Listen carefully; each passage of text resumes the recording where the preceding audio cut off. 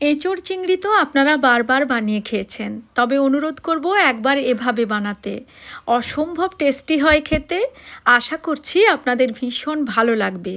নমস্কার, আমি লিপিস কিচেনে সবাইকে স্বাগত জানাই। আমার এই চ্যানেলটি এখনও সাবস্ক্রাইব করা না থাকলে সাবস্ক্রাইব করার অনুরোধ রইল। এখানে আমি এঁচোড় কেটে ধুয়ে প্রেসার কুকারে একটু সেদ্ধ করে নেব প্রথমে, খুব বেশি নরম করে নয়। পরিমাণ মতো লবণ, হলুদ, 1 চামচ তেল আর পরিমাণ মতো জল দিয়ে সেদ্ধ করে নিচ্ছি। এই তেলটা দেওয়ার কারণে প্রেসার কুকারে এঁচোড়ের কষ দাগটা আর ধরে যাবে না। এখানে আমি 250 গ্রামের মতো চিংড়ি মাছ নিয়ে ভালো করে বেছে ধুয়ে রেখেছি। পরিমাণ মতো লবণ, হলুদ মিশিয়ে নিচ্ছি। আমি এখানে পিঠের দিকের কালো সুতোর মতো অংশটা বাদ দিয়ে দিয়েছি আর লেজের অংশটা রেখেছি দেখতে যাতে সুন্দর হয়। আপনারা চাইলে লেজটা বাদ দিতেও পারেন। এখানে দুটি মাঝারি সাইজের আলুকে বড় বড় ডুমো করে কেটে নিয়েছি। একটি ভাজা মশলা বানিয়ে নিচ্ছি। 1 চামচ গোটা ধনে, 1 চামচ গোটা জিরে, ছোটো এলাচ, লবঙ্গ, দারচিনি আর কয়েকটা গোটা গোলমরিচ নিয়েছি। এগুলোকে ড্রাই রোস্ট করা হলে ফ্লেম অফ করে একটুখানি ঠান্ডা করে নিয়ে গুঁড়ো করে নিতে হবে। এবার কড়াইতে নিয়ে নিচ্ছি সর্ষের তেল। তেল গরম হলে এখানে লবণ হলুদ মাখানো চিংড়ি মাছগুলো দিয়ে দিচ্ছি ভেজে নেওয়ার জন্য। চিংড়ি মাছকে কিন্তু খুব বেশি সময় ধরে বা কড়া করে ভাজবার প্রয়োজন নেই, হালকা ভেজে নিতে হবে। জাস্ট 1 মিনিট মতো ভেজেই নামিয়ে নিচ্ছি। খুব বেশি সময় ধরে চিংড়ি মাছ কড়া করে ভাজলে চিংড়ি মাছের স্বাদটা নষ্ট হয়ে যায়, চিংড়ি মাছটা খুব শক্ত হয়ে যায়। এখন ওই তেলের মধ্যে আমি দিয়ে দিচ্ছি ডুমো করে কেটে রাখা আলু। পরিমাণ মতো লবণ দিয়ে বেশ লালচে রং করে আলুটাকে ভেজে নিতে হবে। আলুকে ঢাকা দিয়ে দিয়ে ভেজে নিচ্ছি, এতে করে খুব চটজলদি আলুটা ভাজা হয়ে যাবে। দেখতেই পাচ্ছেন খুব সুন্দর লালচে রং ধরে গেছে। এভাবে ডালনার আলুকে লালচে রং করে ভেজে নিলে খেতে খুব টেস্টি হয়।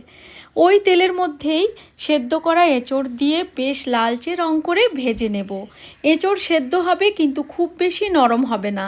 এভাবেই এঁচোড়টাকে সেদ্ধ করে জল ঝরিয়ে রেখেছিলাম, এখন লালচে রং ধরিয়ে ভেজে তুলে নিলাম। কড়াইতে আবারও সর্ষের তেল নিয়েছি রান্নাটা করার জন্য। গোটা জিরে, গোটা গরম মশলা আর তেজপাতা দিলাম। ফোড়নটাকে কয়েক সেকেন্ড ভেজে নেব। তেলের মধ্যে ফোড়নের মিষ্টি গন্ধ মিশে গেলে এখন দিয়ে দিচ্ছি কুচিয়ে রাখা পেঁয়াজ। এখানে আমি 2টি পেঁয়াজকে, বড় সাইজের পেঁয়াজকে মিহি করে কুচিয়ে রেখেছিলাম। পেঁয়াজটাকে বেশ লালচে রং ধরিয়ে নরম করে ভেজে নেব। তার জন্য অল্প একটু লবণ আর 1 চামচেরও একটু কম পরিমাণ চিনি দিয়েছি। চিনিটা দিলে চিনি ক্যারামেল হয়ে গিয়ে পেঁয়াজে একটা সুন্দর রং ধরিয়ে দেবে, তাতে করে রান্নার রংটা খুব সুন্দর হয়। আর চিনি ক্যারামেল হলে তার একটা সুন্দর ফ্লেভারও তৈরি করে। দেখতেই পাচ্ছেন পেঁয়াজটা সুন্দর লালচে রং ধরে গেছে। এখন দিয়ে দিচ্ছি 2 চামচ আদা রসুন আর কাঁচা লঙ্কা বাটা। আদা রসুন কাঁচা লঙ্কা বাটা দিয়ে লো ফ্লেমে মোটামুটি 2 মিনিট থেকে 3 মিনিট মতো কষিয়ে নেব, যাতে করে এদের কাঁচা গন্ধ চলে যায়। আর তারপর এখানে আমি রেগুলার গুঁড়ো মশলা দিয়ে দিচ্ছি। ধনে, জিরে, হলুদ গুঁড়ো আর কাশ্মীরি লাল লঙ্কার গুঁড়ো।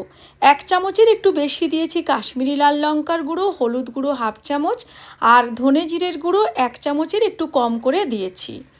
অল্প অল্প জল দিয়ে মশলাটাকে ভালো করে কষিয়ে নেব, যাতে গুঁড়ো মশলা দেওয়ার পর মশলাটা না পুড়ে যায়। এভাবে অল্প অল্প জল দিয়ে দিয়ে সময় নিয়ে মশলাকে খুব ভালো করে কষিয়ে নিলে রান্নার রং যেমন সুন্দর হয়, রান্নার স্বাদটাও দুর্দান্ত হয়।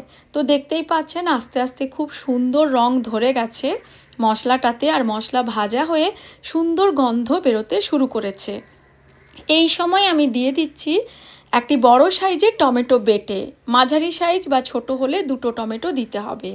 পরিমাণ মতো বাকি লবণ দিয়ে এবার সময় নিয়ে মশলাটাকে আবারও কষিয়ে নেব, যাতে করে টমেটোর কাঁচা গন্ধ চলে যায়। এই সময় আমি ঢাকা দিয়ে একদম লো ফ্লেম করে রেখে দিয়েছিলাম প্রায় 4 থেকে 5 মিনিটের জন্য। আর তাতে করে দেখুন তেলটা কত সুন্দর ছেড়ে একেবারে বের হয়ে এসেছে আর টমেটোর কাঁচা গন্ধও চলে গেছে। এবার আমি ভেজে রাখা আলু আর এঁচোড় যোগ করে দিলাম মশলার সাথে। খুব ভালো করে আলু আর এঁচোড়কে মশলার সঙ্গে কষিয়ে নেব।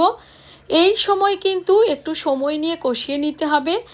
আমি ঢাকা দিয়ে লো ফ্লেম করে আবারও 3 মিনিট মতো বা 4 মিনিট মতো রেখে দেব।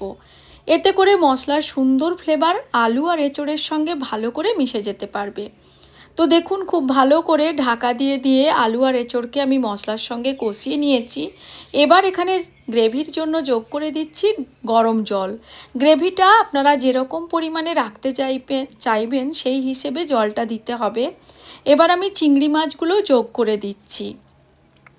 চিংড়ি মাছগুলো যোগ করে দেওয়ার পর কিন্তু এখানে সেই ভাজা মশলাটা দিয়ে দিচ্ছি, যেটা আমি প্রথমেই তৈরি করে রেখেছিলাম। ভাজা মশলাটা গুঁড়ো করার পর চেষ্টা করবেন একটা ঢাকা দেওয়া পাত্রে রাখতে, যাতে করে ফ্লেভারটা না উড়ে যায়। 1 চামচ মতো ঘিও দিয়েছি। এবার সমস্ত কিছুকে ভালো করে মিশিয়ে নিলাম।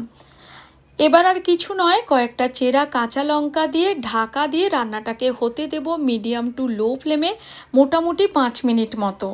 আর তারপর ফ্লেম অফ করে আরও 4-5 মিনিট দিয়ে নিয়েছি স্ট্যান্ডিং টাইম।